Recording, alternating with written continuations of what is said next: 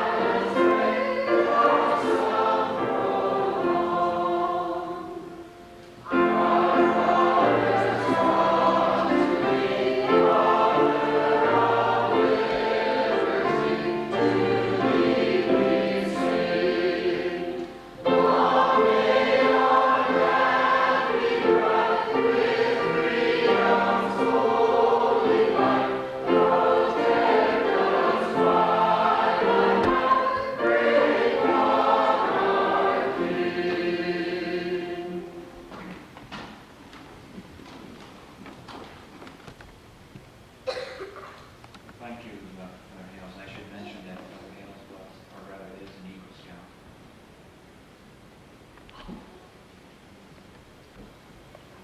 Brother Anderson and the Scouts will now provide us with a ceremony of the Scout Hall. Brother Anderson?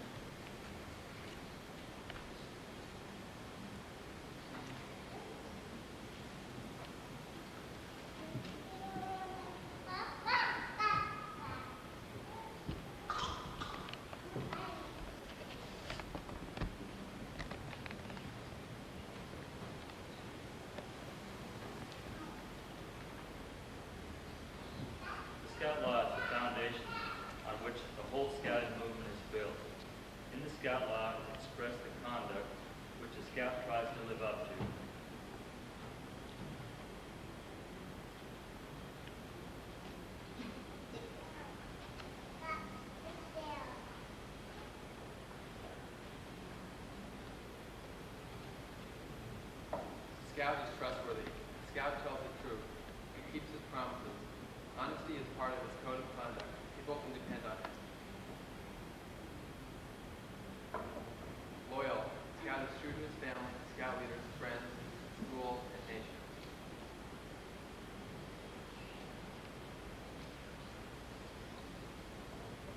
Helpful. A Scout is a friend to all. He is a brother to other Scouts. He seeks to understand others. He respects those with ideas and customs other than his own.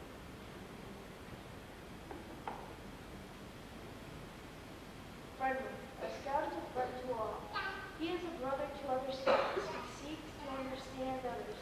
He respects those with ideas and customs other than his own. Courteous. A Scout is polite to everyone, regardless of age or position. He knows good manners make it easier for people to get along. Kind. A Scout understands the respect and is gentle. He treats others as he wants to be treated. He's not hurt or troubled when he's being alone. Obedient. A Scout follows the rules and commands in school and church, but he is wise and committed to culture.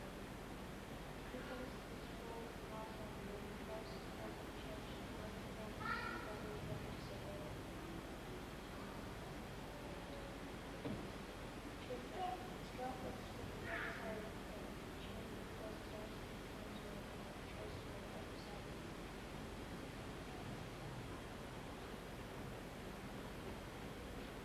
Thrifty. A Scout works to pay his ways and help others. He saves for when persons in need. He protects and conserves natural resources. He carefully uses time and cost. Brave. A Scout can face danger even if he is afraid. He has the courage to stand for what he thinks is right even if others laugh at or threaten him. Clean. A Scout keeps his body and mind fit and clean. He goes around with those he believes in living by the same ideas.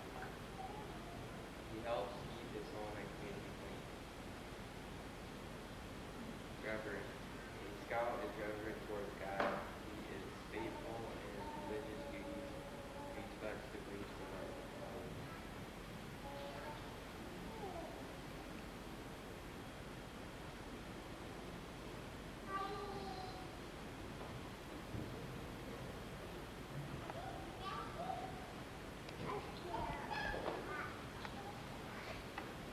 I think we can leave the fire burning without too much.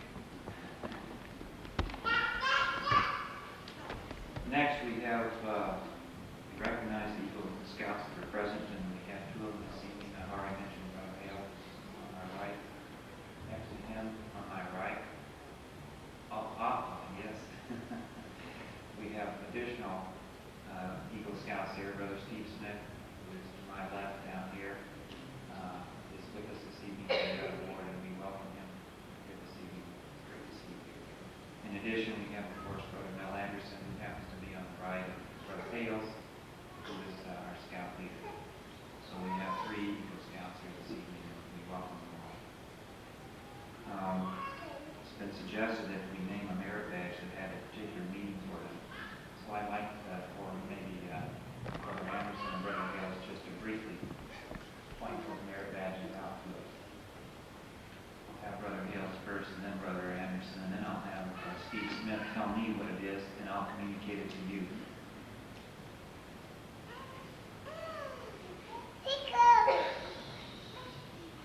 I think my favorite merit badge, I guess, most memorable anyway, was my brother and I, Simon Quinn, and we both did our merit badges together, but one in particular was the fingerprinting merit badge. We went down to the police station in California, and Chief of Police met us there, and he interviewed us, and he gave us a tour of the whole police station, and we were able to get our fingers printed and shown where the lockup cells were and so forth. I guess that kind of had an impact on my career. I remember going to law school, that stimulated my interest in that. That was probably the most memorable of my merit badge.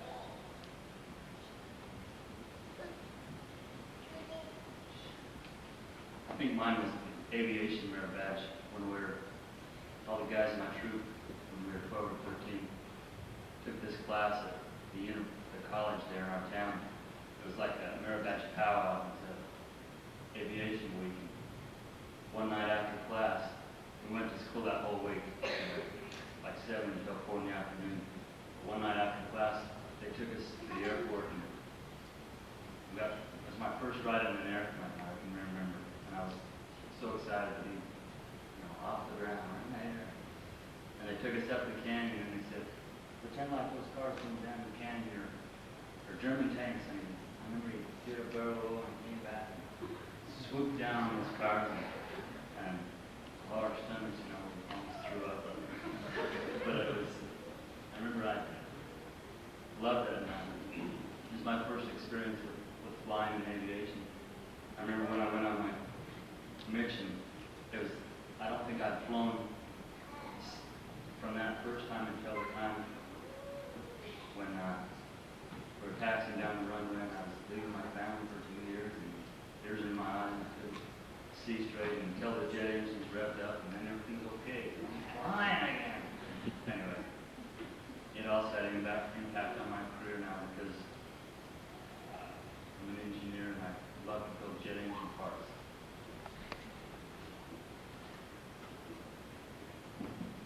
Try to bend this around, but I don't think I can. Mistake. I think Brother Smith can be quiet enough. I earned my Eagle Scout in the Great Salt Lake Council. I think one of the most memorable merit badges was a life-saving merit badge. I had an assistant scoutmaster that went with our troop on swimming lessons to work on the merit badges. He was a very big man. I wasn't all that big of a boy. I was assigned him as my victim that we got rescued. It was quite a struggle, but I did get him back to shore.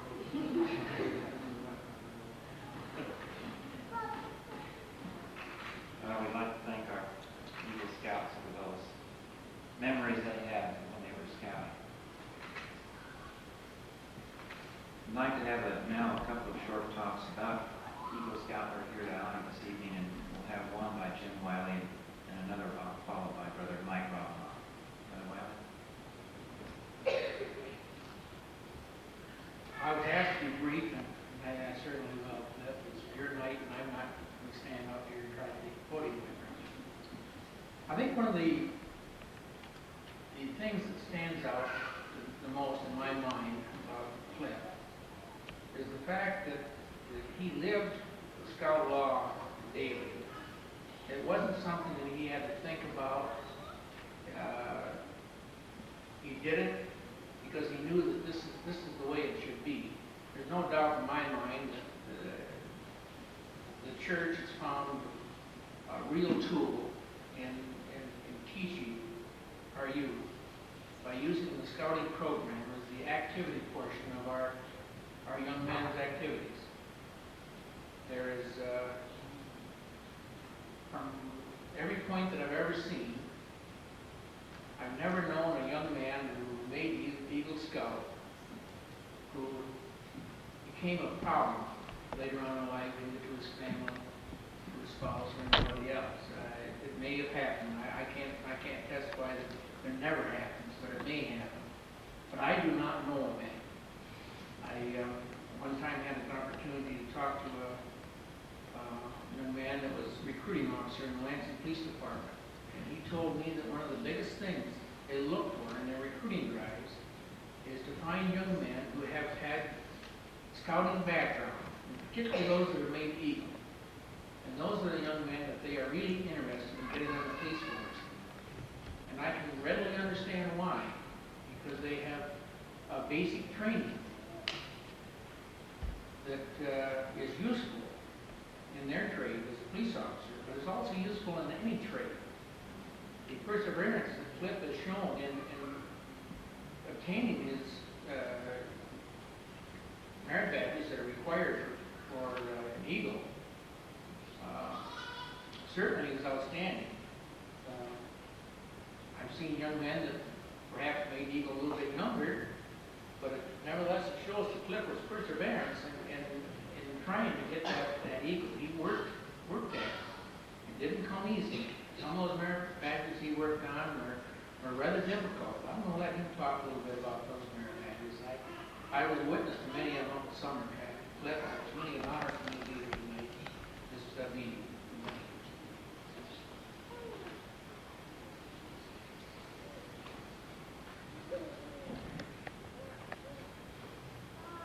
Speaking with my wife this last week about being a youth leader and having the opportunity to work with the youth, we're talking about the difference between the young women's leaders and the young men's leaders. And she said, one of the things about you, Mike, is that you're not one to lavish praise on the young men. I don't actually get out and just tell them how great they are. She said I don't gush in those things.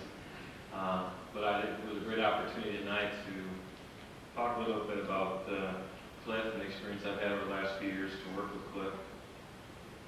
And especially true because I've had the opportunity over about the last 8 years to work in the youth program and work with the scouts. And part of the process we go to as scoutmasters and such is to state that we believe that these young men that are advancing in rank really are and do follow the scout spirit. And I think if anyone that I've ever had that opportunity to pass that sort of judgment on, I think Cliff is truly the one that I would say has lived the scout spirit. Talked a little bit about the scout law tonight. I got out my scout manual this evening and I started going down through the same steps that were just read to you, the descriptions of each of the scout law portions. And I could not find one in there that Cliff did not more than exemplify in every single area. I know that he's worked over the last year as the priest quorum secretary, and there's no one that I would say is more responsible, that carries out every assignment to its fullest, and is always one that I can indeed trust and look towards. We had an experience last summer when we went on the Tinnerman camp out that I think I'll always remember, and I don't know if the guys will always remember, but I call it the latrine track, and just showed a lot about Cliff because he was one of the 4 of us that went on it. And to me, it showed a number of areas when you talk about the scout law. One being responsibility, the fact that we had to go get that shovel and whatever else that we had left behind in the wilderness, and we had to set out, 4 of us, to go back and retrieve the shovel. And other people would say, there's no way that I'm going to hike 10 miles, whether to get any dumb shovel that I left. He was very obedient. He's not someone you ever have to tell to do something. You just have to ask him.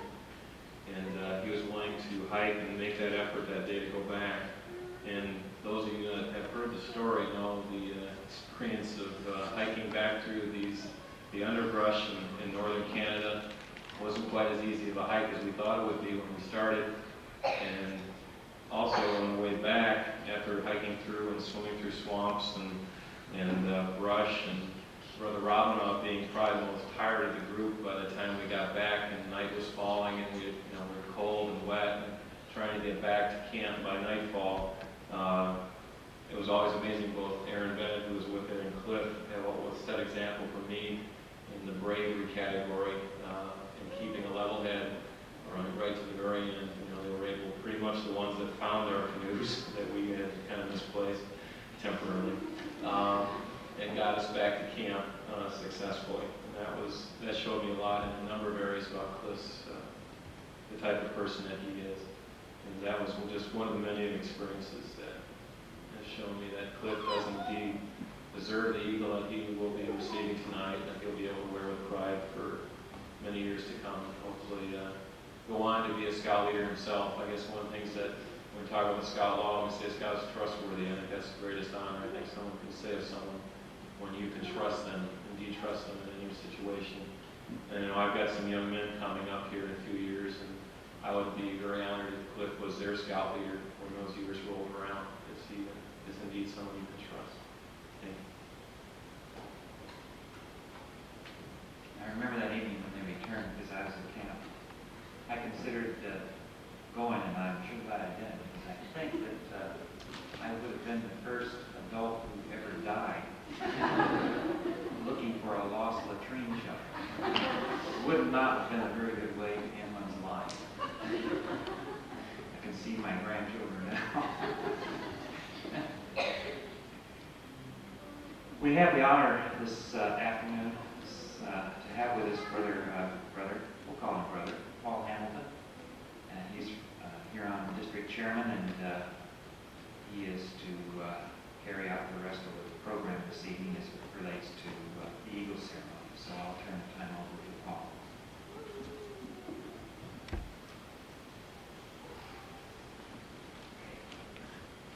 Ladies and gentlemen, thank you for asking me to be here tonight. I'm not going to honor you with my presence, let me assure you that. We're here to bestow an honor upon a young man and put a home. Cliff, would you please come up and stand, please? Tonight, ladies and gentlemen, we've come to recognize the achievements of Cliff Home. He's earned 26 merit badges. He's completed his service project. He served his troop in a leadership role, and he's passed the board review. He's passed several boards of review, but the Eagle Board review is something very, very special. There have been some people who have given you some strong praise. Let me assure you that as a result of attaining this rank, you have become a marked man. There is no such thing as, this phrase said, I was an eagle. That is not in your vocabulary. You are an eagle. Clifford Home is an eagle. We are all unique people, each of us. However, to become an Eagle Scout, you are involved in a very select company. It's my understanding, and these statistics I do not have, and it's something that I've heard elsewhere, of every 100 scouts that come into the Boy Scouts of America program, one out of 100 becomes an Eagle. That is very select. Among the unique in our community. We'll now inform Clifford Home the responsibilities of the Eagle Bank.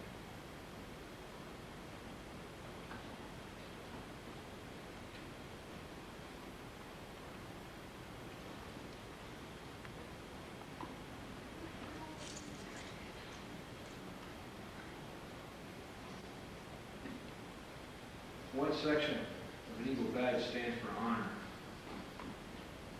And the first responsibility of an Eagle Scout is to live with this honor. An Eagle Scout's honor is very sacred to him. You know, honor is the foundation of all character.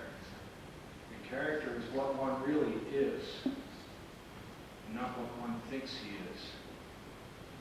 The life of an Eagle Scout is to influence his family, his school, his church, and his friends in a positive manner. May the white of your Eagle Badge invite you to live with his honor always.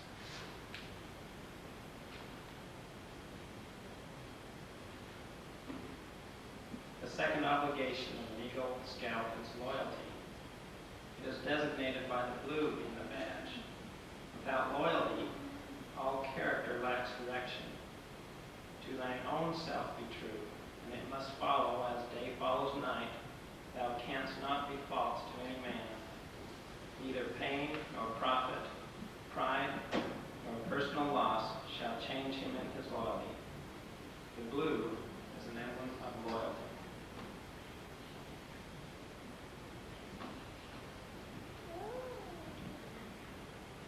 The third obligation of the Scout is courage, symbolized with the red in the badge. Courage is character, force, and strength, with faith in God and His Son. With this faith, you can face each day unafraid. Unafraid to stand for that truth which you know. You seek to share as an Eagle Scout your share of the world's work. Let red always remind you that courage is that characteristic that allows you to stand for that which you know is right. The final obligation of Eagle Scout is service. He extends a helping hand to those who still toil along the scouting trail, just as others helped him in his achievement of Eagle rank. The habit of a daily good turn must take on a new meaning through a life of service to all those who need. He protects and defends the weak and helpless. He aids and comforts the unfortunate and oppressed. He upholds the rights of others while defending his own. He well knows and always will be prepared to put forth his best.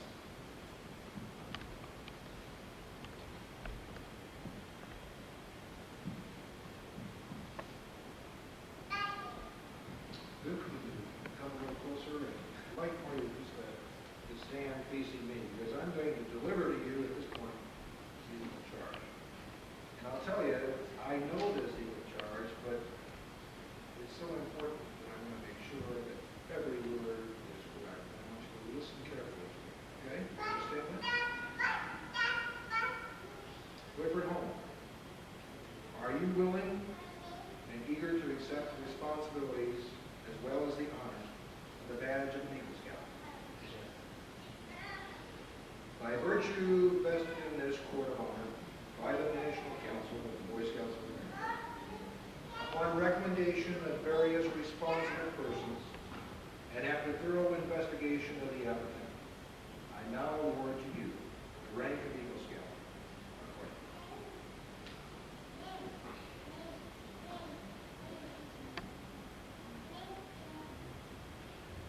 For the benefit of the people that are here, this is a certificate from the National Council and says Eagle Scout, Clifford Home, Team 196, East Lansing, Michigan, has satisfactorily completed the requirements and is hereby certified as an Eagle Scout by the Boy Scouts of America.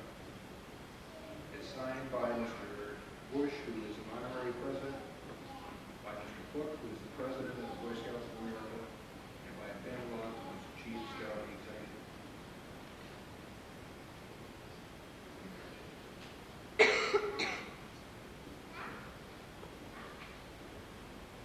Your position, Clifford, is one of honor and responsibility.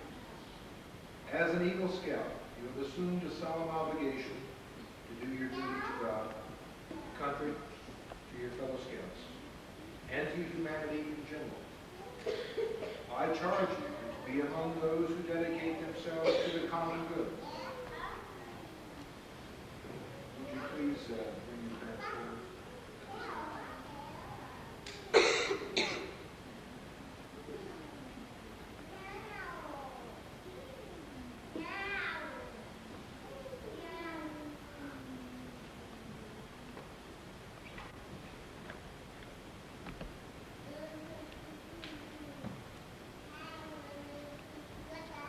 Let me indicate to you that Dave Holm and I were at Boy Scout leader basic training together in 1985. That was done out at Camp Delos. Recently, Dave Holm received the Huron District Award of Merit. I also happen to be chairman of the district where David serves as a commissioner. We're very pleased to have him in that position. Mrs. Holm, I don't know you very well, but I do know that it takes a lot of support for David to be involved as he is. And I think even more support for your son to be at his present rank. As I indicated to you before, 1 out of every 100 scouts becomes an eagle. And I say this for the benefit of you young men who are in the audience who are on the trail to the eagle. Let me also tell you of those who become eagle, 1 out of 100 of those do so without the support of their parents. There are 3 things involved in becoming an eagle: time, effort, and motivation. 99 out of those 100 eagles are well motivated by their parents. And I think that they, at this time, deserve a hand. That's awesome.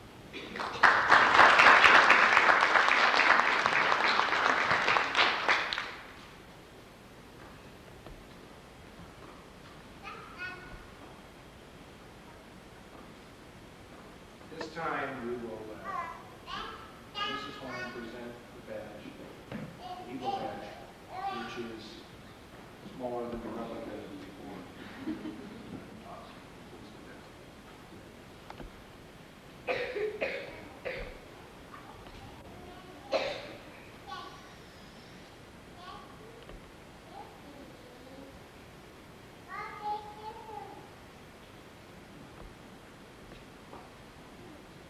David, this is the clock badge that will replace the light badge. Please,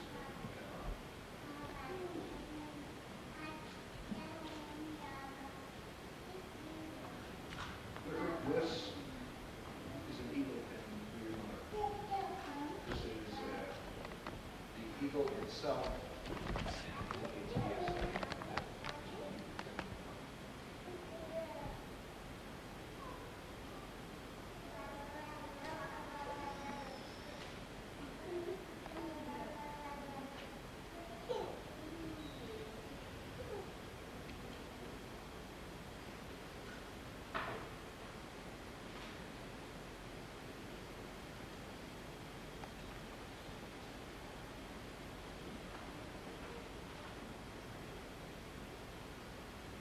What I'm handing you here is a tie tag for your father. It indicates there's an eagle on this particular tie tag, and it says Dash Eagle Scout. Your father isn't wearing a tie, and I don't think you can pin it on him, but I think that you should do it. Maybe you might pin it on him.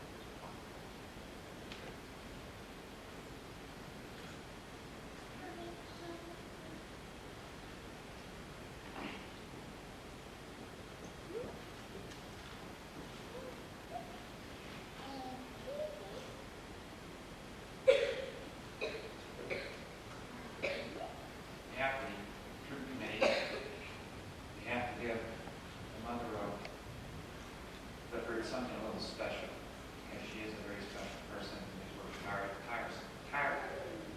tirelessly on behalf not only just of many scouts and her family throughout this war. We would just like to give this sister home our appreciation.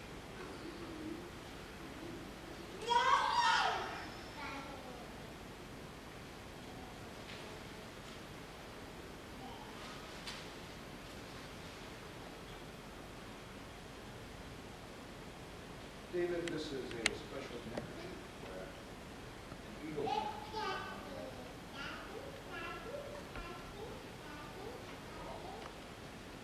Very colorful, very attractive, very worthy of the eagle rank.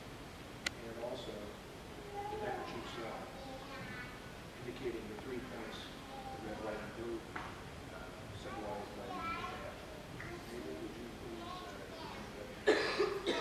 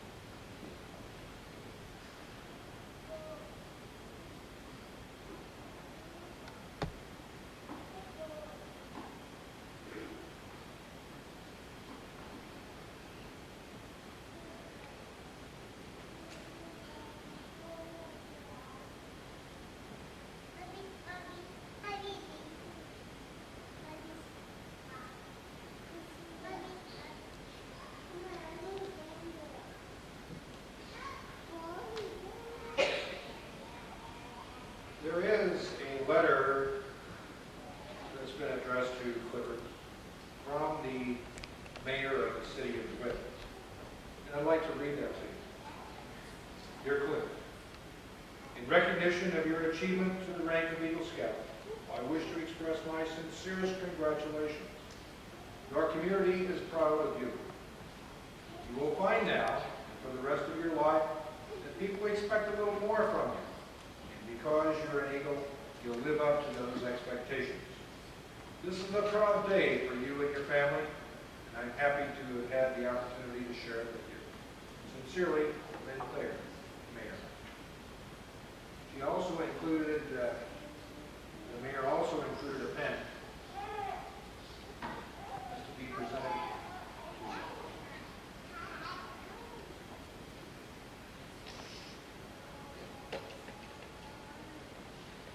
At this time, Cliff, I want you to face the audience as you are. And I'd like the audience to please stand. Cliff, would you make the Scout sign? And please repeat after me. I reaffirm my allegiance I reaffirm my allegiance to the three promises of the Scout Oath.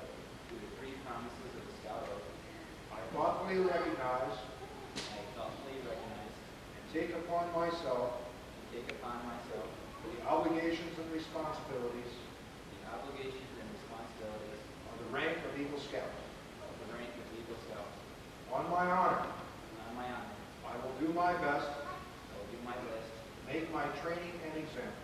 to make my training an example, My rank and my influence my rank and influence count strongly for better scouting count strongly for better scouting and for better citizenship and for better citizenship in my troop in my troop and in my community and in my community and in my contacts and in my contact with other people always. with other people always. Audience, please be seated.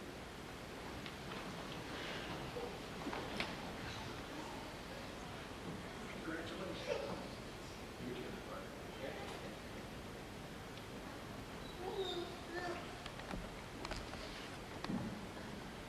Meantime, I'll hear from I'd like to thank everyone for coming out. I'd also like to say how scouting has influenced my life. When I first started out as a 11-year-old Blazer Scout, everyone came to scout meetings in full uniform. To now, with the more complicated schedules of high school study sessions and work, it's hard to get people to come out at all. Working on some of the merit badges that would be considered boring or extensions of school have actually helped me the most. When I was working on the personal management merit badge, the counselor criticized me for short and sloppy answers.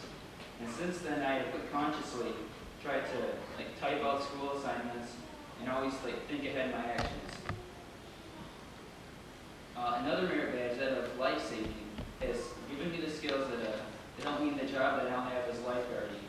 It was taking the class, I had already known everything ahead of time, and I think that gave me a big advantage. Actually, the merit badge that I probably use the most is the pioneering merit badge. With the knots and lashings that I have learned from that, I've been able to make a lot of backyard forts and rope swings and other things for our backyard. But I must say that probably the scouting experience that I learned the most from was when I was at junior leader training. When I was there, I didn't know anyone, and from that, I was able to learn how to make friends from total strangers. On the many campouts I have gone on with the troop, team, or post, many memorable events have taken place. I can't remember one camporee where our troop has not won at least one award. I think this is because we're probably a head taller in all the other competition, but also because of the unity and friendship that all of us had. All the scouts were within a couple years of being the same age, and having the church as a sponsor gave us a common ground that gave us an advantage over the other troops. I remember one fire building contest in particular, in which James had the idea. There was you have to build a fire up to the limit line, and we piled up large logs instead of just starting with the small ones and going all out. It was the real large fire logs, and then piled a big bunch of birch bark on top, and it was burning the contest line in record time. I also remember an overnight at Mapleton was right in the monsoon season, and it had rained all night. And then in the next following day, we were able to play capture the flag. And there was a lot of mud, wet, a lot of wet scouts, and also a lot of fun. During the summer, we were able to go to week-long camps. One of my favorite memories of Northwoods is I wanted to go sailing real bad, and for the sailboats it required 2 people. I had Isaac come along with me, and before we could even get out from shore far enough to maneuver, the wind had blown us into the waterfront swimming area. Our boat was all tangled up in the buoys, and since the lifeguard on duty had his girlfriend watching, he had to come dashing to our rescue. And I remember how he was, as he was trying to help us, he fell in and had to catch himself. Still got his pants all wet. As I was in the team, we went to D-Bar A, and one of the most best memories I have of that is when James, Eric, and I, we were going to travel to a place where a signal tower was going to be built, and we thought it would be easier if we had a girl carry all our packs for us. And in the beginning, we had some old hot dog buns to bait the girl along with, but of course those ran out. So about another third of the trip, we had to muscle and brutalize the beast to keep him moving. And finally, right when it became nightfall, he said bedtime and he wouldn't move anymore. We had to just tie him to a tree. We had to come and get him later on. The most recent high adventure trip when I was in the post that we've gone on was the Tenderman canoe trip. On this, as has already been said, I was on latrine duty one day, and I had forgot where it was the day we were leaving, and all I really had to do was pick up the shovel and toilet paper, and and that's all I had to do. But I had forgot it. But luckily, we were traveling in a circle, and me and a brave bunch of Commando Elite Boy Scouts could cut across the diameter and pick back up the shovel. All this trip, we were told how wild and out on our own we're going to be. But there was hunting cabins and bait shops around every corner and the large yacht fishing boats. But I'll have to admit, when we cut across, I think we must have been the first people there. We followed the animal trails most of the way, and we found a big moose rack. And also in another spot, we saw it was like a deer skeleton. And one part, as we were going, we could see there was an old beaver dam. And it was super old, you couldn't really recognize it, but you could see where it was a small creek. It had created this big swamp. It was just from over the years, backing up water. And as was mentioned with swimming the swamp, we had to get off an animal run, and we're walking on top of a rock ledge as it was easier to go through in the forest. And it was, later on it appears like it was a giant arrowhead, and we could see the dead trees on all sides, and as all arrowheads do, they came to a point. And we were there, and it was too far to turn around, and there was swamp all around us. So it was just 20 feet, and we could go back onto the rock again. And from that, I had a new respect for Brother Robinau, as he was the first to swim across. And I've always been a little skirmish of the swamps, and we just did all swim across. Now, that was on the way, going to home from picking up the shovel. On the way there was a small creek. There was nothing too gross about this. But there's a land formation that I'd never seen before. The far side, you could walk on it, but the grass and the other weeds, were still floating on the water. So it was like walking on a giant waterbed for a good ways.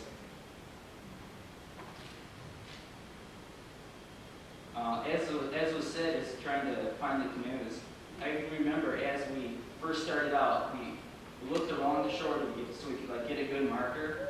And way off in the horizon, there was one of those hunting cabins, and we were going to use that as a marker. And when we came out, the hunting cabin was right in front of us, and before it was way off in the horizon. And I remember how we were thinking about just swimming across and just spending the night in the cabin and trying to eat all their food they had there or something. Actually, I think it was Aaron's idea, not really mine, to keep that. It kept going down. He said he was the first one to find the canoes. Now you have heard all my memories from the summer camps, and I've asked a couple people just to share a small thought about the different camps. I've asked John Coakley to talk about his favorite overnight, James to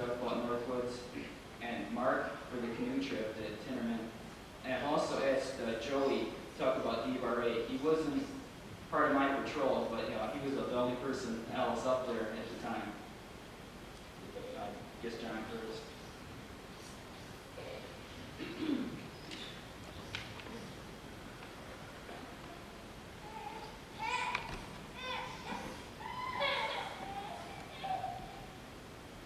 First off, I'll have to say that I must excuse myself for my dress. I just got back from work. But I guess when Cliff asked me the most fun, we had so many fun ones. I thought about talking about the most challenging. The most challenging for me, first overnight, was our first pullover that we had. I'm sure everybody can remember that. We first got there. It was, I think it was 8 below or somewhere around there when we first got there, and there was just about a foot of snow on the ground. The thing that was, this was our first pullover that we had. And it wasn't like a regular summer camp out where you just set up your tent and then you eat. What you first had to do is we got there, there was basically two groups of us. One group would start a fire, and the other group would build a shelter. And where we built our shelter, we had the Sleepy Hollow campgrounds. And well, we didn't have the campground that out in the woods. But there was a ravine where we built our shelter in a bunch of hay and put a fire in the middle of that. And I think only half of us, maybe not even half of us, made it through that whole night, because I think half of us went home because we were so cold. But we had a lot of fun. I think one of the things we learned there was how to work together, because there was really no arguing, because there was no room to argue, because everybody was free, probably too cold to argue. And everybody learned how to work together, and I think a lot of, in those kind of trips, we learned what brotherhood is about and what love is about. And that was probably the most challenging, probably the most, I wouldn't say fun, the most challenging 4 nights I've ever had.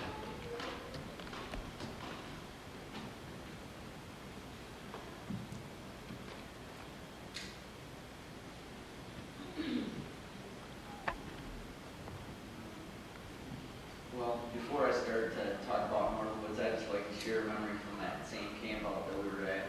I can remember I was on fire watch, and it was my job to keep the fire going. And I was late, and it was tired, and I was getting cold, and I couldn't feel anything anymore, so I just decided to go to sleep. But to my surprise, when I woke up, I was on fire. So I had to extinguish myself before I burnt to death. Needless to say, I lost a good pair of gloves and a good pair of ski pants, but it was a really fun experience.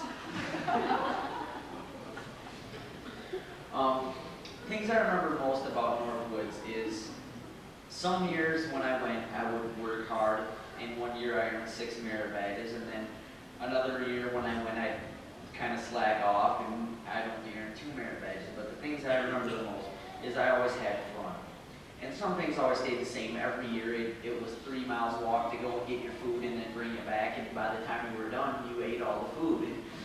And it was so hard taking it back and forth. And I can remember swimming down at the waterfront and going sailing. But the things I remember most are, as a camp together, the experiences we had, the water fights we had. I can remember some of the spiritual experiences we had, and with especially Mike Niehaus and his experience, and then the blessing that was given afterward. I think it really taught all of us a valuable lesson about, especially the type of music we listen to, and it showed us how much of a force it can be for good as well as for bad. And let me think some other things that I can remember. Oh yeah. I remember a lot of times there was raccoons everywhere. At first it was pretty scary, like you'd wake up one night to feeling something crawling across your legs. And that was pretty scary, but then eventually before we left, you could even feed some of them out of your hands. But one of the other things that sticks out in my mind is Mark and Eric and their little adventures. Mark and Eric, I don't know what it is, but they have this thing, it's like sleepwalking, but they talk and they walk around and they do everything like normal, it's just their brain doesn't function. I can remember them assaulting each other, using physical violence on each other, which wasn't very funny, but it was kind of strange, out of the ordinary when a person's sleeping and beating up their brother at the same time. I can remember when they complained that someone had stole our bologna. That was the greatest. We took our food back the day before, and then for some reason they got this misled notion that someone had stolen our food, and they were really mad about it. And they were adamant about getting our food back because someone had stolen it from us. I can remember one year where they decided they were going to go sailing, but they just forgot that they were going to go inside of their tent. So they just rolled out their sleeping bags and sailed across Lake Michigan on their sleeping bags inside their tent. It was really great. It was a lot of fun to watch them, but eventually you had to wake them up and it all had to come to an end. So, especially when they endangered themselves by doing things like trying to set the fire and stuff like that. I can remember a lot of times, a lot of good things that happened. I can remember staying out late at night, watching the raccoons, like stealing extra food that we had left over, not telling the leaders about it so that we'd be able to feed the raccoons. But it was a lot of fun, and I'm really glad I had the chance to go, and glad that I had the chance to go to Clifford. That's it.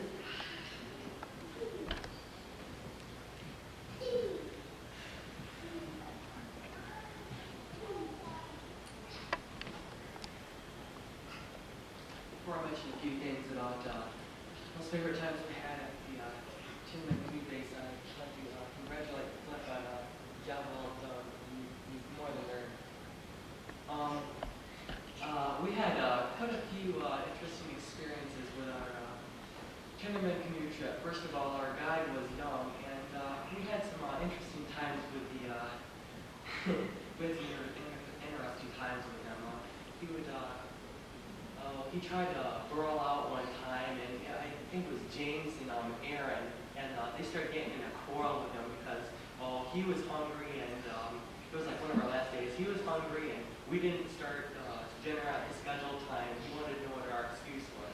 And then he tried to move James and Aaron out of the way, and he started getting rough with him back, and I think, can't remember who it was, either, I think it was the leader. He started rolling down one side of this big cliff edge we were on, and it was all rocky. He started rolling down it, and he grabbed onto this branch. He was sitting there screaming like, "Somebody get me up!" And I think it was Aaron leaning down over there laughing. And I'm like, "Well, you're supposed to be the leader of the group. You can get yourself up. We can go back to cooking." But I remember on the first couple of days, we found these cliffs. I think they're about 60 feet high or so. And we decided to do some cliff diving. And of course, we didn't have our guide with us. And he had a little credit fit after hearing what we had done. But that was pretty fun.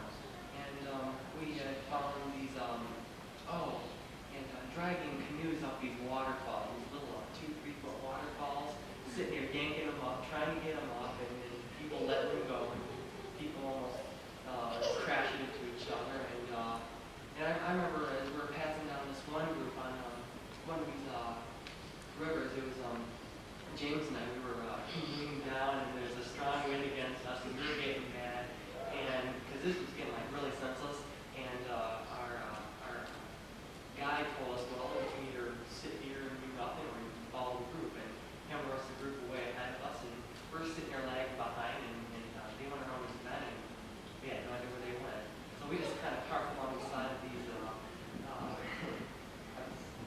rocks, and this other group comes up behind us, and the next thing we know, the leader's like yelling at us, "Well, where's your group? So you get your rears in the gear, man, get going."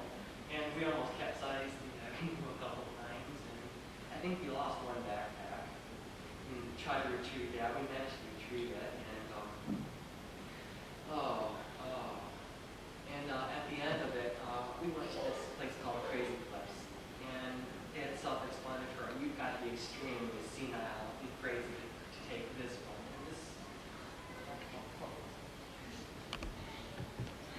And these were extremely tall cliffs, and you'd have to, when you jumped off them, you'd want to go down with your arms crossed and legs crossed, otherwise you'd end up with a broken leg or an arm. And I remember a couple people went down, and they would smack right on their rear, and they'd come on man, and they wouldn't be able to sit down for quite a while. Some people would get out with nosebleeds and twisted necks if they went in the wrong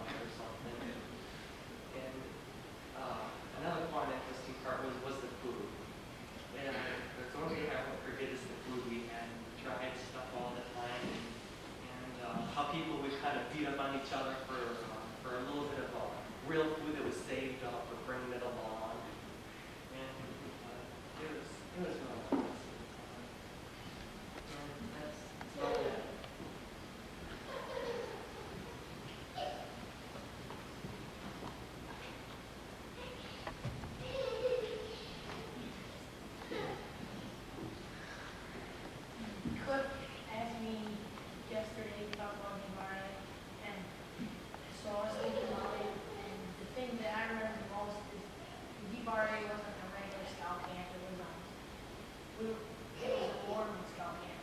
Everyone that was there was Mormons.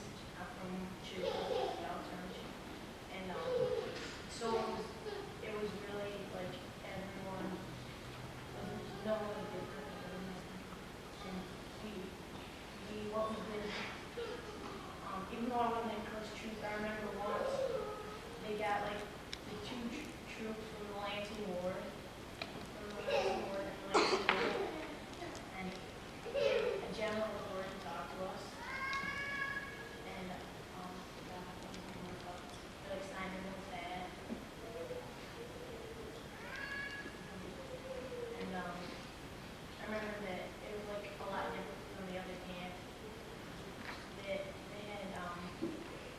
They had like motor boating and scuba diving and a lot of fun merit badges like that.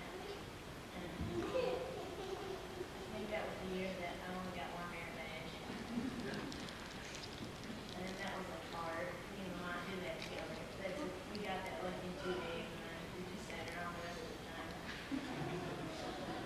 But I remember Brother Holmes and Cliff, they took us on. There's this one thing that you could do. They had this big gigantic wall, and you held onto the rope and you like slid down it. And I was too scared to do it. But the other thing that I remember most was the drive out there. I think we had like a ton of people in the little car, and we like couldn't talk. And also I remember everyone ran out of money and the food was nasty, and like Lamont got some like from his dad like 50 cents, and he bought like 5 Jolly Rancher sticks, and like people were buying them off him for like $2 because no one had money left and the food was gross. And so it was really cool. And another thing I remember is your troop, like they had like more people than they were supposed to have. So like they had less food. They're like dividing up the food equally. They had not enough. And we had like 10-pound pan left over to feed to the raccoons. And they like came down once and made a raid on our kitchen cabin and stole all our food. And then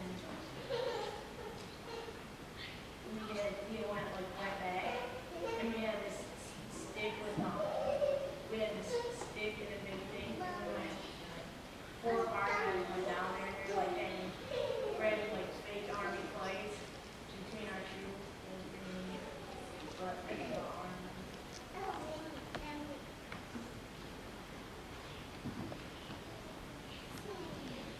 we've really gone through a lot of memories, and now I'd really like to thank all the leaders that have encouraged me and led by example.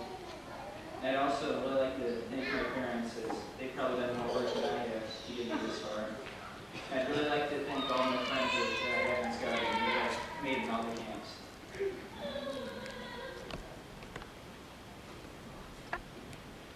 We might have the colors retired, and while we're doing that, just before we start, I'd like to give recognition to the woman who organized this event this evening, and that's Sister Winder. And she spent quite a bit of time getting this together, and I just want to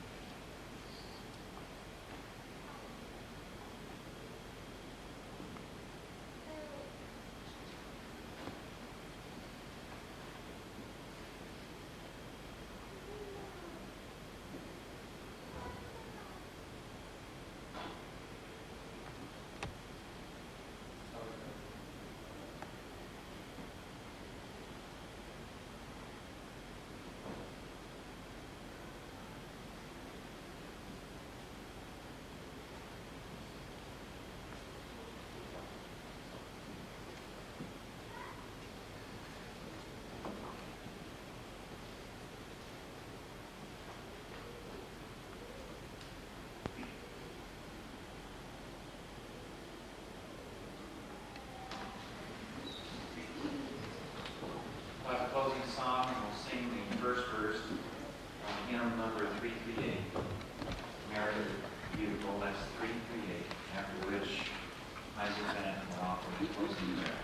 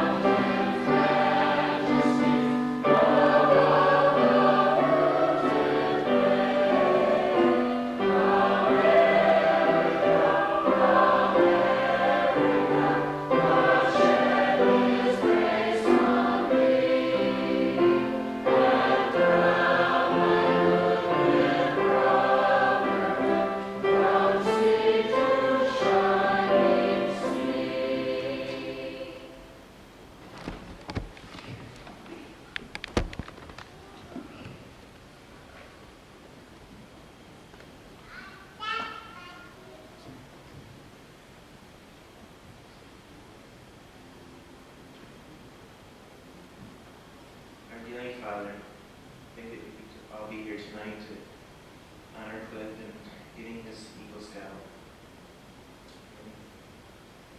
So that we'll be able to all be scouts in our ways, in our daily lives. Thank you for all many things you've given us. Bless us as we travel along. In Jesus Christ.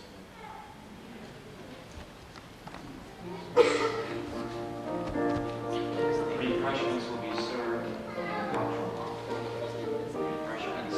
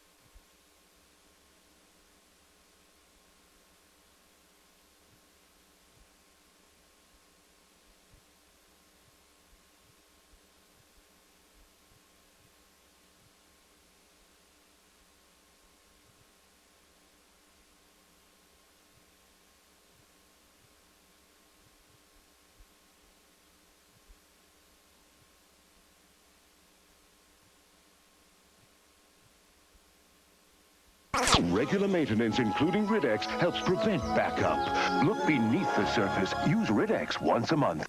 You need your brakes fixed, but you're worried about cost? What's stopping you? Right now, get 25% off Midas brake shoes or pads. Midas, today. It's Friday. That means good news reel with Warren. You know, it was really neat seeing Doc. Wasn't it? Yeah, we're going to go over and see him this weekend, too. He'll be great. Yeah, it has been a very busy week, Susie. We have several items that our folks have sent in to share with us, so let's take a look at this week's good news reel.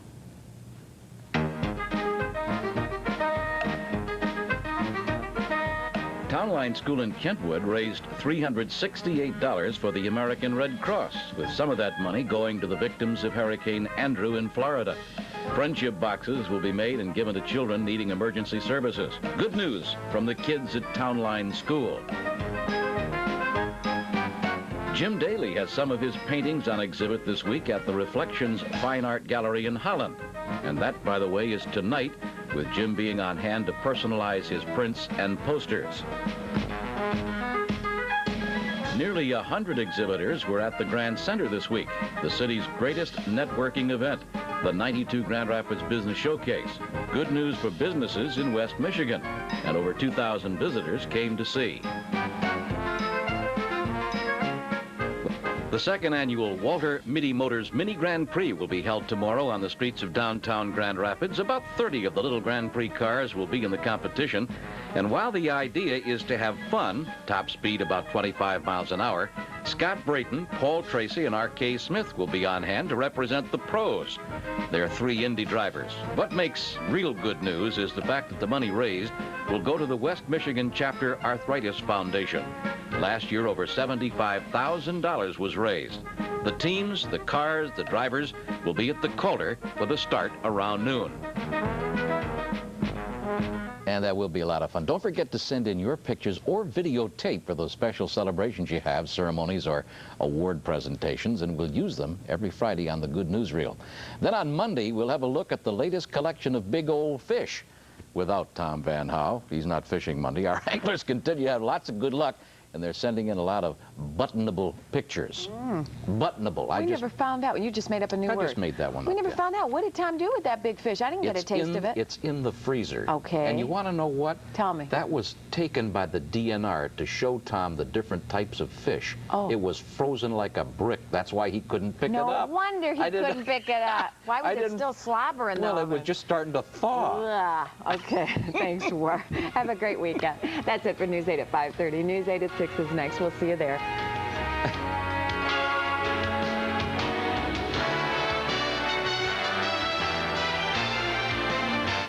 I'm Jay Cooney. Coming up on News 8 at 6, is Ross Perot in or is he out? Some of his former volunteers want him out. And I'm Joe LaFurgie. The challenge of running a nursing home. I'm Larry Nienhaus. An amended obscenity law, but the bookstores and video shops say, so what? Those stories and more coming up on News 8 at 6. What's new in driving excitement? How about the new 93 Pontiac Grand MSE? Aerodynamic styling, sports suspension, anti-lock brakes, and more. How about the new 93 Pontiac Bonneville SE? With leather bucket seats, 3800 V6 engine, 4-wheel anti-lock brakes, and more. Now, with a Pontiac Smart Buy, you can own the new Bonneville SE for just $329 a month, or the 93 Grand MSE for just $229 a month. For 1993 driving excitement, see your Western Michigan Pontiac dealers. What's clear? Introducing new Crystal Clear Amoco Ultimate. What isn't? All other premium gasolines. What's clear? New improved Amoco Ultimate is the only premium refined an extra step to remove harmful impurities. The harmful impurities the other premiums leave in every tank full. What's clear? Why we do it.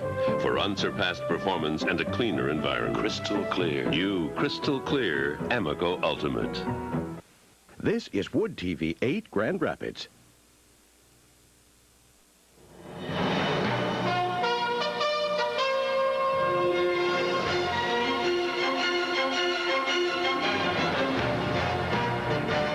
From the first team for news in West Michigan, this is News 8 at 6.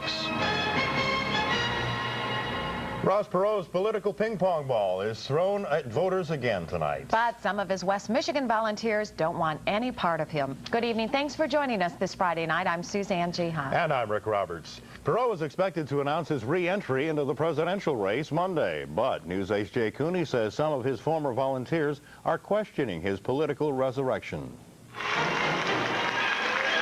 I don't understand how anyone could seriously Vote for a man who entered the race, backed out midway after a groundswell of grassroots support, and then a month before the election wants to re-enter as a serious candidate. Pam Brown worked 3 months as a Perot volunteer. She says Perot betrayed her and millions of other volunteers when he dropped out of the presidential race in July. She's just gotten over the disappointment. We talked to several of Mr. Perot's former West Michigan volunteers today. None of them wanted to appear on camera, and none of them want him to re-enter the presidential race. They all told us that Mr. Perot had his chance and that Mr. Perot lost it. At this point, it's almost a nightmare. My feeling is that he represented a choice for a lot of people, and that's what everyone rallied for. And then he betrayed that. But Perot's state coordinator heads to Dallas this weekend to tell her candidate to get back in the race. Scores of letters and faxes have been sent to me with the opinion of the people that at this time they still want an active Ross Perot candidacy. She won't carry Brown's support with her. I have lost respect for him and could not vote for him. In fact, Brown wishes she could erase her signature from the petition that put him on the Michigan ballot. Her self-described nightmare continues. In Spring Lake, Jay Cooney, News 8. Now, if the election were held today, Ross Perot would get 20% of the vote, according to a Gannett News Service poll released today. Bill Clinton would receive 45% of the vote, and President Bush 31%. Susie? It wasn't much of a showdown in Kalamazoo today when the leader of the Church of God Pentecostal turned himself into police. Police told the minister they don't want to arrest him or even fine him at this time for repeated noise violations at his church. Bishop Lafayette Davis received a warrant ordering him to appear at the police station following this church concert. Police say they would like to talk about the noise problem before taking it to court. Some resolution, whether or not it's going to be continued citations or continued court appearances, I really have no way of knowing right now. But our hope is that it's going to fall far short of that. Bishop Davis says his services are celebrations and he cannot quiet the congregation. The township has an ordinance that limits noise to 55 decibels. Police have recorded higher levels than that at the church. At least 2 neighbors have complained of loud services. A Molotov cocktail and another videotape. Those are the latest bits of evidence in a Berry County murder and arson trial. Stephen Lawrence is accused of setting the fire that killed his father, Willard, last February. Today, the prosecutor showed the jury a Molotov cocktail, which arsonists often use to start fires. Stephen Lawrence says he found it near his house, next door to his dad's house, and turned it over to police. Is that because of the foot traffic, he didn't want anybody tampering with it, so he picked it up from there and brought it around the home and kept it in a secured area. The jury also saw a videotape of Willard Lawrence's gutted house. The fire investigator says it shows clear evidence of arson. On Wednesday, the jury watched a tape of the actual fire. Testimony in the case continues Monday. Caring for those who can't care for themselves is a special challenge for nursing homes. The deaths of 4 Alzheimer's patients at the state-run Michigan Veterans Facility in Grand Rapids is a good example of that challenge. News 8's Joe LaFergie takes a closer look at how other nursing facilities handle these special cases. Hi, honey. Want to get up and go for a walk? It's a typical day for Nurse Sue Spielmaker. Here, you got some new shoes, didn't you? Yeah. Oh, they're nice. On a given day, she'll deal with 3, maybe 4 patients. Some of them present special problems. Up to 70% of the patients at the Cascade Care Center suffer from Alzheimer's and related problems. They're unpredictable. That's the challenge. You approach them at one moment, then they're very happy and can laugh and maybe say a word or two. At the next moment, you approach them, they're combative. No, we can't go in this room. Nope, this isn't your room, hon. It's a situation not unlike the one faced by officials at the Veterans Home. Wandering patients who are hard to control. And one of the biggest challenges is keeping track of these patients. Each employee here is assigned to a patient to make sure they know where they are at all times during the day and night. And if they do get near a door, Dozier says this is standard practice when it comes to dealing with Alzheimer's patients. This facility follows the same regulations as a Veterans Home. I can see the potentials for dangers anywhere with the same type of resident. The thing is, you must really concentrate on providing that protective environment. And for some patients, that protection can mean the difference between life and death. In Cascade Township, Joel LaFurgey, News 8. The State Attorney General's office is investigating the 4 deaths at the Veterans Facility. 8 employees have been suspended in connection with those deaths. Rick? Officials with the Food and Drug Administration are trying to put to rest drug tampering fears in one West Michigan community. Earlier this week, a woman became suspicious after she bought a bottle of pain reliever that was missing the plastic neckband. She made the purchase at the Lake Odessa Felposh Market. She took the bottle to police after noticing an acidic smell coming from the bottle, but those fears proved to be false. Tests conducted by the FDA confirmed that the aspirin had not been tampered with. Felposh had removed the product from shelves at the Lake Odessa store until officials received the test results. Still to come on your 24-hour news source, students instead of teachers go on strike in one West Michigan district. We'll find out why. Plus, thousands of Michigan General Motors workers hit the picket line. We'll have the latest. And changes in the state's obscenity law. You'll find out what they mean next. You got baseball cards, and basketball cards, and hockey cards. Now ET will show you the newest swimsuit trading cards.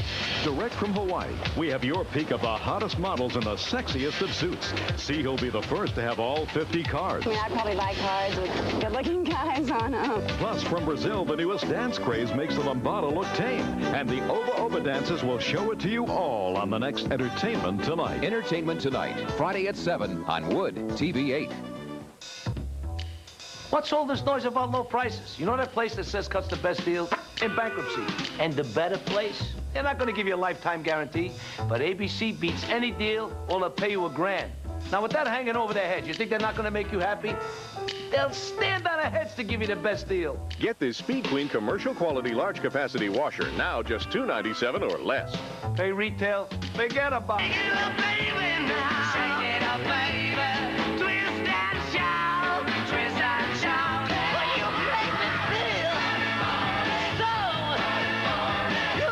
There's only one Oldies 107.3 WODJ. All oldies, all the time. I am only a simple woman. Now the Tony-winning musical spectacle, inspired by the most loved and hated woman of our time, Evita. Don't cry for me, Argentina. You were supposed to have been immortal. From Andrew Lloyd Webber, the passionate musical that promises to stir your soul. I kept my promise. Evita. Live on stage at DeVos Hall, September 29th through October 4th. Tickets on sale now. This portion of News 8 is brought to you by West Michigan Office Interiors. High school students beat their teachers to the picket lines today in Berry County's Maple Valley School District. More than 250 junior and senior high school students protested outside the school. Boycotting classes say they want their teachers to get the pay raise they're asking for. Some teachers say they appreciate the support, but feel some of the students just wanted to take a day off. They won't. Kids are supposed to be in school, and that's what their job is. Their job isn't to go out, before school, after school, but not during school. Okay. And that's basically our philosophy about this. So they have, some of them have overstepped the bounds. Negotiations are scheduled for Saturday and Sunday with the state mediator. If an agreement is not reached, there is a possibility the teachers will go on strike on Monday. Another major GM strike, this one closer to home in Lansing, and it could mean layoffs in West Michigan. More than 4,000 workers went on strike this morning at the GM body plant. It shut down the plant next door, which assembles the popular Pontiac Grand Am. Contract talks broke down primarily over a new work rule that the UAW says is costing relief workers their jobs. If the walkout lasts more than a week, the UAW says count on temporary layoffs at several West Michigan parts suppliers. An amended state obscenity law. It's tougher on convicted business owners. But as News 8 business and labor reporter Larry Nienhaus tells us, it's also tougher to convict them. 3 Ottawa County video store owners were found not guilty 1 year ago. The constitutionality of what's guilty knowledge was questioned. That case is still in appeal. Well, the state legislature has now passed, and the governor will sign, an amended law.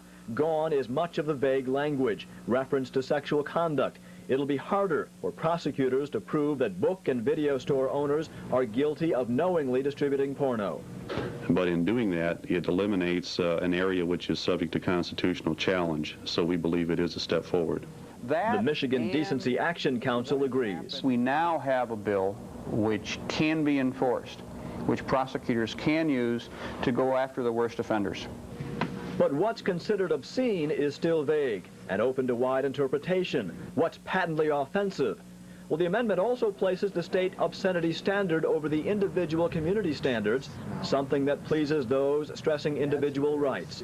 Jim Dana founded the Great Lakes Booksellers Association. We think that was crucial in guaranteeing freedom of speech. But penalties are stronger now. Felony for second offenses.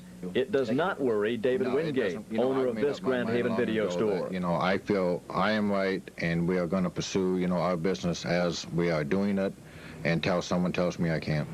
And why would David Wingate want to stop renting out sexually explicit movies? He says it's great business, especially tomorrow. He will rent out a lot of those movies. Happens every time he makes the news. Kind of a show of support. In Grand Haven, Larry Nienhaus, News 8. The amended state obscenity statute takes effect next April. Well, we had another gorgeous day today, didn't we? Magnificent. Yeah, wish it could last for the whole weekend. Well, Craig says the trend won't continue. He's in next with the weekend forecast. Plus, a little later on, the Tigers come home with their tail hanging low. Warren will have the day's sports.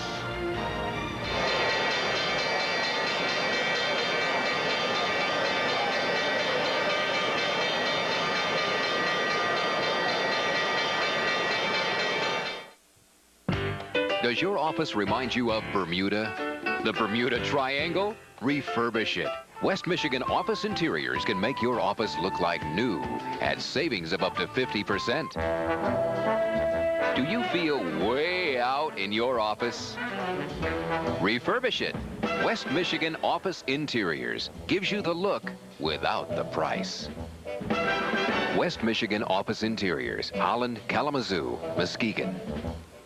Today's jobs are becoming more and more complex, and to remain competitive, employees must constantly upgrade their skills and knowledge.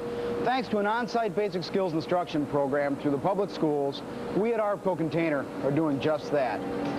For information on the many ways you can improve productivity through employee education, call the Literacy Network of Kalamazoo County today at 343-4250. The Literacy Network of Kalamazoo County. They mean business. Walk or run for a diabetes-free future. Join the Juvenile Diabetes Foundation Countdown for the Cure October 3rd, sponsored in part by Wood TV8. Announcing Art Van's greatest 3-day sale this Saturday, Sunday, and Monday. Get the greatest savings, 25 to 68% in every department. Get the greatest selection of living rooms, dining rooms, bedrooms, entertainment cabinets, leather, and more. Get the greatest names: Thomasville, Broyhill, Sealy, Lazy Boy, Flex Steel, Simmons, and more. Plus, no down payment and no payments until January 1993. Only at Art Van's greatest 3-day sale this Saturday, Sunday, and Monday. It's too great to miss. Where do I find Spartan brand products? Well, they're here in my pantry. And in the refrigerator, the freezer, my kid's lunchbox, our medicine chest, the baby's nursery, and in the laundry room. They even help me earn cash for the community. And where do you find over 1,000 Spartan brand products at the best prices? Only at a store with Spartan on the door. This portion of News 8 is brought to you by Blue Cross Blue Shield of Michigan. Are you ready for a weekend? I have been ready since I think last Monday. That's right, boy. Yeah, we've been ready for you to have one too. Whoa! Well, with your permission, I'll just leave early. Well, we have had some wonderful weather this week. It has been just very difficult to stay in here at work with these 3 totally clear days, and we were in just the right place today because the clouds are all around us. We'll show you that in a moment, but let's look at this day temperature-wise, and right around 70 to 72, a very, very comfortable afternoon. This morning it was cool again. It got down into the 40s in most spots, although Grand Rapids dropped all the way to 39. At 6 o'clock, Grand Rapids temperature is 69. 49 is the dew point, and also the relative humidity. And the barometer is going down. Winds are out of the east at 8, and of course have not had any rain today. In the state of Michigan now, at least the lower peninsula is totally clear and sunny. Temperatures 70 along the lakeshore, but that easterly breeze again keeping us a little cooler inland areas. And just off to our west, there's a lot of cloud cover. Been around from the Green Bay to Milwaukee, Chicago area all afternoon. We have indeed been just the right spot. Here's a nice visible satellite picture from this afternoon. All these clouds came up from the south last night and early this morning and are just streaking off to the north at about 30 miles an hour. They're not moving to the east yet. I think a little later on tonight we'll start to see a few of these clouds, but if you're heading out this evening, should still be really very comfortable. Off to the southeast, you can kind of see a circulation here. That's Tropical Storm Danielle, just east of the Virginia shore now, and the storm is moving north. Did not come inland to North Carolina last night. Hurricane Center's having a tough time with this one. Looks now as if it will probably continue north, coming on shore maybe around Atlantic City and then just west of New York City. Winds are around 65 miles an hour. The biggest threat from this is going to be beach erosion and about 3 to 6 inches of rain through New Jersey and southern New York and New England. So it's going to be a tough night and day there tomorrow. Also another hurricane threatening Hawaii, of all things. This is Hurricane Roslyn. Here's the big island of Hawaii. This is Hilo. The winds are about 75 miles an hour, but the storm is moving due west. However, the Hurricane Center in Honolulu says the storm is going to curve to the northwest and miss the islands. They thought the last one would miss the islands, but it did not. So they're going to have to keep an eye on that one. Neither of them will have any effect upon our weather. Here you can see all the clouds from the system to our east, but here's the streak of moisture that has come up out ahead of this cold front. I think these clouds will be arriving in West Michigan either late tonight or tomorrow morning. And at any time tomorrow, there could be a light shower or two. Certainly most of the time tomorrow, though, it will not be raining. It will be dry. The front looks as if it will be through here by early Sunday morning, and I think Sunday should turn out to be a pretty nice day, especially in the afternoon. Comfortable temperatures and a lot of sunshine. However, that next cold front will still be coming down from the northwest over the weekend. It'll come through West Michigan on Monday morning. I still doubt that there will be any snow flurries in Michigan from this one, but on Wednesday and Thursday, we may have a difficult time making 50 for high temperatures. So it's going to get cold. So let's check the details of our forecast. And for tonight, though, increasing cloudiness late tonight, still be clear this evening. Lows low 50s. And tomorrow's outlook, mostly cloudy and not nearly as sunny as the last few days. A few showers, much of the day dry, though, high of 70 to 74. And on Sunday, clouds should excuse me, move off to the east in the morning, and then we'll have a lot of sunshine during the day. High temperatures comfortable at 66 to 70. Out in Lake Michigan tomorrow, southerly wind, waves 1 to 3 feet. So enjoy Sunday. Should be a pretty nice day. And then get out a jacket, certainly, for next week. I'm thinking of getting out the winter clothes for the kids now, huh? Putting the you shorts were getting away. close. It'll be in the 30s with a breeze Wednesday and Thursday morning, I would imagine. So that's cool. Yeah, indeed. cool. Wind chills in the 20s. Sounds like winter to me. A veteran baseball player comes back one more time. Up next, you'll hear who's returning next season. Plus, it's America versus the Swedes in tennis action. Warren is in next with sports.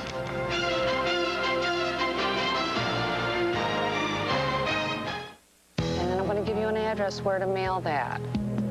What I believe is that when someone calls here, that they know that I am in Grand Rapids, and in talking with me, if they can probably hear that I've been here for a long, long time, that it's real important to them that I'm not some stranger that's been brought in from another state, but that I am here and I am part of this community as well.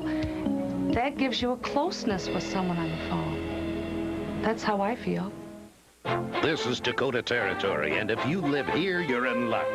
Because during Dakota Days, your Dodge dealer has hundreds of extra Dakota pickups to sell, which means hundreds of great deals on 4x2s, 4x4s, and club cabs. Many with an available Magnum V8, plus special financing and package savings are available, but only if you live in Dakota territory, which is anywhere there's a Dodge dealer. See the one in your part of the territory today. Take time to look for these jewel values. Start with grade A fresh whole frying chickens, just 39 cents a pound. Enjoy bunches of savings on golden ripe bananas, only 29 cents a pound.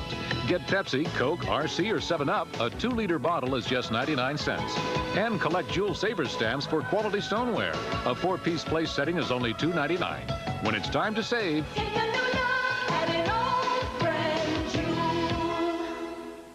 When Russ Beeler sold his millionth piece of original recipe, he had a Colonel Look-alike contest. How better to celebrate the world-famous original recipe chicken?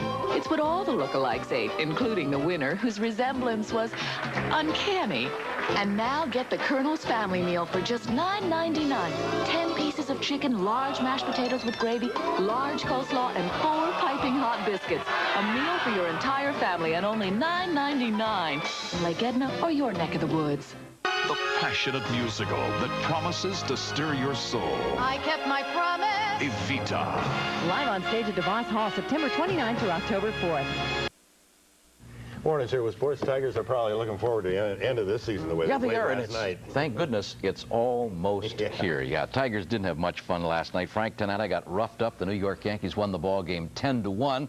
Sparky looks like it's vacation time just down the road. Yeah, it is, Sparky. Don Mattingly got a big game, couple of hits, 3 RBIs. Tigers remain 6th. They play tonight hosting Cleveland. Nolan Ryan is coming back for 1 more year. The Texas Rangers say they're looking forward to having their future Hall of Famer in his final year of baseball. Ryan has won 319 games. He's 45, and he's coming back for his 27th season at $4.5 million. He's the all-time Major League strikeout leader and can still throw that Hummer. Davis Cup semifinal matches are being played. The United States against Sweden in Minneapolis. Andre Agassi and Jim Courier are in singles competition tonight. John McEnroe will team with Pete Sampras in doubles tomorrow. Switzerland has taken a 2-0 lead over Brazil in the other semifinal Davis Cup matchup. And speaking of tennis, tonight Jimmy Connors and Martina Navratilova will play that exhibition match in Las Vegas. The winner will pick up $500,000. Detroit Lions will be home Sunday to take on Tampa Bay's Buccaneers. And the Bucs are right now 2-1, Lions 1-2. Detroit, knowing that Tampa Bay has been tough on them, winning 3 of their last 4 games.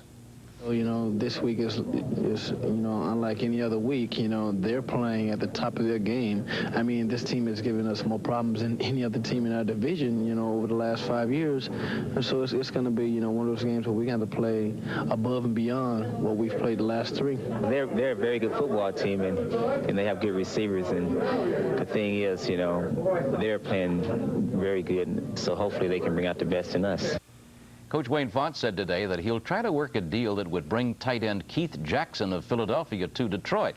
Jackson is one of 4 players declared unrestricted free agents by the courts. A Western Michigan football team will be on the road this weekend with a 1-1-1 record. Western will play at Ohio, and that has Bronco coach Al Moldy worried. Ohio is coming off a loss, and they're playing in their own stadium. I think my first concern is that we're making a long road trip, the longest trip of the season for us, and of course we're going to play a team that I believe is going to be very emotional. They're dedicating new facilities, and they're coming off a shutout at Central. They're going to have to really deal with that emotion. Michigan State will play at Boston College tomorrow afternoon. The Spartans looking for their first win of the season. Boston College is 3-0. And it will not be an upset if they knock off the Spartans. Michigan, a big favorite in the game with Houston. Todd Collins will start again at quarterback. Coach Gary Moeller says Houston is a tough club. You don't know what to expect of Houston because they have such great firepower offensively. Last year they lose to Illinois, what, 44-0. This year they turn around and beat them 31-13. I can recall reading it one time a year ago where they threw for 1,200 yards in a spring game, 1 quarterback. So they do have a lot of offensive weapons, and you can't give them the big play defensively. And the key, too, is don't fumble it and keep it away from them. Good advice. Lots of high school football tonight. Jack will have all of the scores at 11. Okay, great. Thanks, Warren. We'll be right back. Stay with us. Not all the color in Michigan this fall is in the trees. Don't miss the greens. Catch the blues. Hunt for the silver. Go for the gold. And stop for red. Call 1-800-5432-YES for your free Fall Secrets of Michigan guide. Yes, Michigan! Put more color in your life. It's like no sale you've ever seen. For 33 unbelievable hours, New York Carpet World prices not just reduced, but totally crushed, absolutely destroyed. It's simple. Hundreds on sale, and the most you can pay is $8.88. All these great carpets, regular $10 price, crushed to just $3.88. All these stain-protected carpets, regular $13 price, crushed to $5.88. Even credits free. No payments till next year. This sale you don't dare miss. Hurry, it ends Saturday at New York Carpet World. Some people think selling real estate is like selling cars. Tie a few balloons to the antenna and buyers will come in droves. On the other hand, RE/MAX Associates know the importance of real estate as an investment for buyers and sellers alike. That knowledge comes from experience. RE/MAX Associates across North America average nearly 10 years of real estate experience. So instead of balloons on the antenna, it only takes one to get the job done.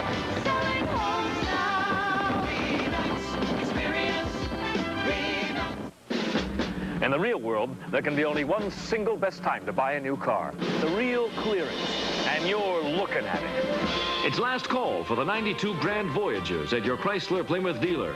Get real advantages like 1,000 cash back and even more room for your family. The real clearance simply means the best deals of the year. You want real advantages for the real world? You're looking at them. The real model year-end clearance now at your Chrysler Plymouth dealers. Alan Genet's in the newsroom with a look at some of the stories we're following for you tonight. Alan? Well, Suzanne, on the eve of David Duke's visit to West Michigan, residents in Montcalm County are planning to protest, and tonight we'll see how the small rural community of Sheridan is preparing to handle a big problem. Also tonight at HealthWise, overcoming depression, a look at what causes it and how to overcome it. Jack has Friday night football scores and highlights, and Craig talks a little bit more about the future of rain in our lives.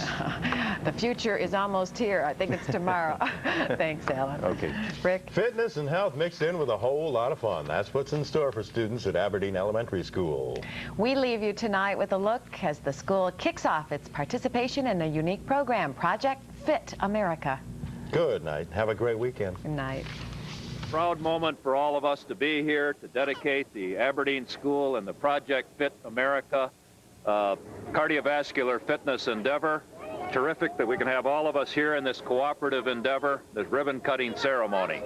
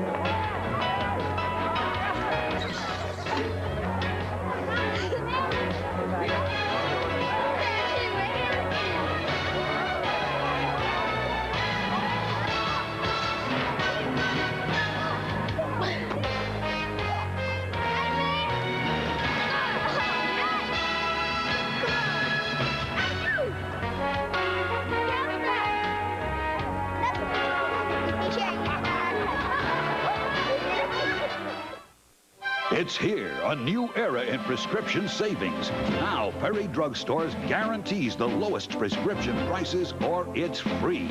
Yes, Perry has slashed prices on hundreds of prescription items. So now, when you come to Michigan's largest drugstore chain, you get the help of your Perry Red Coat pharmacist and the lowest prescription prices anywhere or it's free. Perry guarantees it. Perry Drug Stores. Come talk to us. We're there when you need us. We've been under trickle-down economics for 12 years. Just keep taxes low on the wealthy and see what happens. Well, I'll tell you what's happened. Most Americans are working harder for less money. Unemployment's up. Healthcare costs are exploding. We are not doing what it takes to compete and win. I've worked hard on a different plan. Let's give incentives to invest in new jobs. Let's spend more on education and training. Let's provide basic healthcare to all Americans. Putting our people first.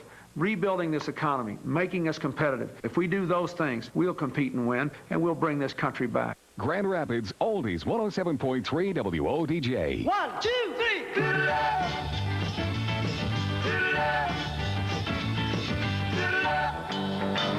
Well, shake it up, baby, now. Shake it up, baby. Twist and shout. Twist and shout. Well, you make me feel so good. There's only one. Oldies 107.3 WODJ. All oldies, all the time. To pay for his increased spending in Arkansas, Bill Clinton raised state taxes, and not just on the rich. He increased the sales tax by 33%, imposed a mobile home tax, increased the beer tax. He assessed a tourism tax, created a cable TV tax, supported a tax on groceries. And now, if elected president, Bill Clinton has promised to increase government spending $220 billion. Guess where he'll get the money? Magic Johnson quits the National AIDS Commission, criticizing the president. That Florida 12-year-old tells the court why he wants to leave his mother. And speak up so. And America Close Up tonight. The crackdown on drugs in Baltimore. Are blacks unfairly targeted? This is NBC Nightly News with Tom Brokaw. Reporting tonight from NBC News headquarters in New York. Good evening. When basketball star Magic Johnson announced that he was HIV positive, he instantly became the world's best-known AIDS patient. And President Bush was quick to appoint him to the National AIDS Commission. But tonight, Johnson is off that commission, fed up, and he blames the president. NBC's Robert Hager begins. Magic Johnson was critical from the time he joined the AIDS Commission in January. Moments after a cordial one-on-one meeting with Bush that day, Johnson zapped the president in a letter demanding more money and attention to AIDS. And last month at the basketball star's birthday party, he went after the president again. In all reality, President Bush wasn't doing anything, and he's made that statement clear by not giving any money or anything. And today, his resignation letter said the commission had been utterly ignored by the Bush administration and accused the president of dropping the ball on AIDS. Not so, said the administration's point man on AIDS, Health Secretary Louis Sullivan. No, we've not dropped the ball at all. The funding for AIDS has gone from $5.6 million in 1982 to $4.4 billion in fiscal year 1992. The federal scorecard on AIDS looks like this. In addition to the $4.4 billion spent this year, more than for any other disease except cancer, the government has speeded up approval of experimental drugs and spent a lot on research. But the AIDS Commission demands that still more money be spent, especially for treatment, wants clean needles given to drug addicts, and wants immigration restrictions against AIDS victims lifted. Bush, campaigning in Chicago, was asked about Johnson's resignation. Oh, I'm disappointed now. In reality, Johnson, tied up with the Barcelona Olympics and devoting more attention to his own AIDS-related appearances, had not spent a lot of time on commission work. It was 2 months after his appointment before he got to a commission meeting, and he's only been to one of 5 meetings since then. But the commission says it will miss him. Robert Hager, NBC News, Washington. And with me now is NBC's chief science correspondent, Robert Bazell, who has reported extensively on AIDS. When C. Everett Koop was the Surgeon General in the Reagan administration, he made AIDS a very conspicuous part of the agenda, but that's changed, hasn't it? Indeed, and that's what this is all about. The criticism is not about money so much as it's about presidential leadership. People say, well, look what Dr. Koop could do as Surgeon General. Can you imagine what a president did? And people who are concerned with AIDS point to what President Bush did after Hurricane Andrew. He went down there, he said there's a major national disaster. These people are deserving of money and compassion, and look what a difference he made with the hurricane. They say he could do the same thing with AIDS. And what are the chances that he will do that? Well, President Bush, as we know, is playing to a constituency that's a big part of the electorate that doesn't want to hear about AIDS, and that's a big difference between Mr. Bush and Mr. Clinton. Bob Bazell, thanks very much tonight. Another comment on our Times today in a Florida courtroom. A 12-year-old boy telling a court why he no longer wants to live with his mother. NBC's Noah Nelson tonight, and a young man old beyond his years. Gregory was composed on the witness stand as he talked about years of neglect, foster homes, and broken promises by his mother, Rachel. It's not that I forgot. I thought she forgot about me. I just thought she didn't care anymore. And if she could break her promise, then if she breaks promises, then she must not care very much. The boy said he no longer wanted to be with his mother. He answered questions about her lifestyle. When didn't you feel like she was taking good care of you? When she'd just stay out real late at night and drink all the time and bring friends home and make us up all the time. Did you ever see any marijuana or other kinds of drugs around the house? Yeah. What did you see? Marijuana. Rachel Kingsley cried as her son testified about feeling betrayed and his desire to be adopted by his foster parents. Are you doing this because you want to hurt your mother? No. Are you doing it? Why are you doing it? I'm doing it for me so I can be happy. George Russ, Gregory's foster father, talked about his family's love for the boy. Does he fit in with your family? As though he were one of my natural-born children. Russ was asked if his interest in Gregory was fueled by possible movie rights to his story. Russ admitted that movie rights were being addressed, but only in the boy's best interest. Rachel Kingsley maintains that she is a fit mother, and that any problems she has had in raising Gregory were financial. Rachel's father, testifying in her defense, emotionally asked that she be given another chance with her son. She's had enough abuse, you know. She's a victim of abuse here, too. Attorneys are now giving closing arguments. If the judge rules in the boy's favor, it will then be decided if he can be adopted. Noah Nelson, NBC News, Orlando, Florida. Well, Nightly News continues in a moment. Bush and Clinton talk mostly about each other while watching out for Perot. And George Lewis night at Biosphere 2 1 year later. Science or stunt or something in between. In tests, people who took Unisom fell asleep 23 minutes faster than those who didn't. You can't buy a more effective sleep aid without a prescription. Take Unisom and fall asleep faster. Nighttime, one of the worst times for pain. Minor arthritis pain, muscle aches, pain that seems to go on. That's why you need Ultra Strength Bengay, the strongest Bengay ever. You can say goodnight to your pain with Ultra Strength Bengay. Color Tile's fall blockbuster up to 50% off sale. Custom blinds, one low price. Ceramic tile, wall covering up to 50% off. Hurry, sale ends Monday. After examining, testing, it's a fact. You can buy new Preparation H hydrocortisone cream with the maximum strength available without a prescription to relieve problem itch. New Preparation H hydrocortisone cream. Prescription strength without a prescription. Fewer than 40 days ago now until the election, and the personal attacks are beginning to heat up. As Ross Perot flirts with the idea of getting back in, George Bush and Bill Clinton were running hard today at each other. Now, this may be news to the governor from Arkansas. This may be news to him, but it won't be news to you. We know what made America the envy of the world, and we know how to keep it that way. And we need to open markets, not close them. We need smaller government, not bigger government. We need more free enterprise, not less of it. Aspects. To hear him tell it, one day I'm a hayseed, the